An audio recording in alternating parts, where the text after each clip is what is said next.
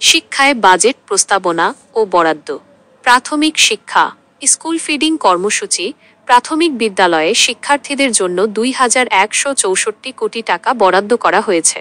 শিক্ষকদের জন্য এবারের বাজেটে প্রাথমিক বিদ্যালয়ের শিক্ষকদের জন্য দুঃসংবাদ রয়েছে।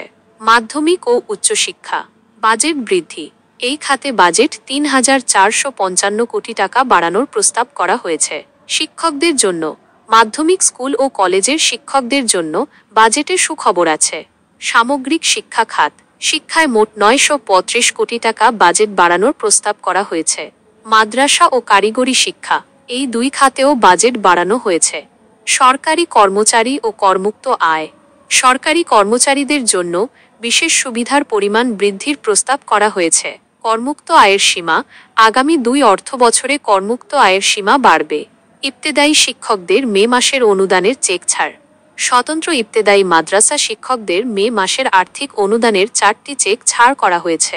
অনুদান বন্টনকারী ব্যাংকগুলোতে চেক পাঠানো হয়েছে এবং শিক্ষকরা আজ সোমবার ৩রা জুন থেকেই টাকা তুলতে পারবেন।